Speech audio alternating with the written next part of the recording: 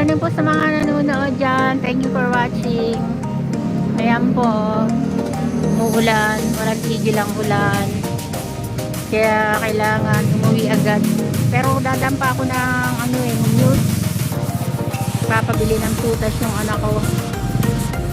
Kaya kailangan ko na ding sumakay para kasi paggabi na mahirap sumakay sa monumento at agawan sa jeep pagka umabot ka na ng mga alas 6. Pahirapan na sa jeep, takbuhan na unahan kahit may pila. May pila kunyari pero nagagawan. Tsaka buti nga wala nang baha. Galing kasi ako sa doktor ko. Eto, umuulan, walang tigil ang ulan. Bali, video muna, live muna ng konti, quick live.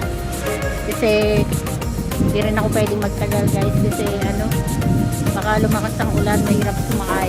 Dadampa ako ng news at papabili ng prutas yung anak ko. Dito po ito sa Quezon Ave, sa Manila.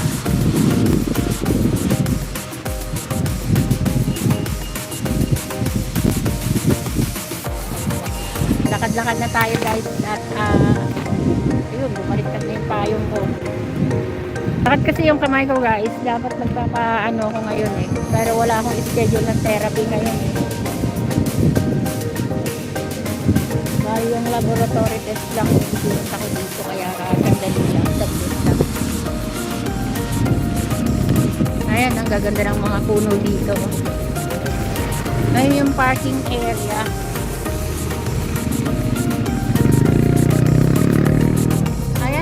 Galingan ko guys yung Eaton Tower, taas niya ang ganda ng building ng Eaton Tower.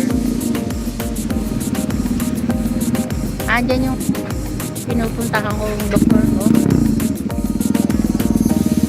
Ano kayang puno to? Daming butong nalalaglag. Hindi ko alam kung anong puno to daming yung butong nalalaglag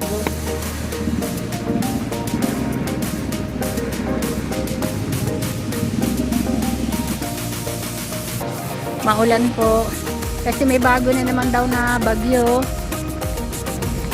Na-schedule pa naman ako sa Friday physical therapy. Sana wag umulan ng malakas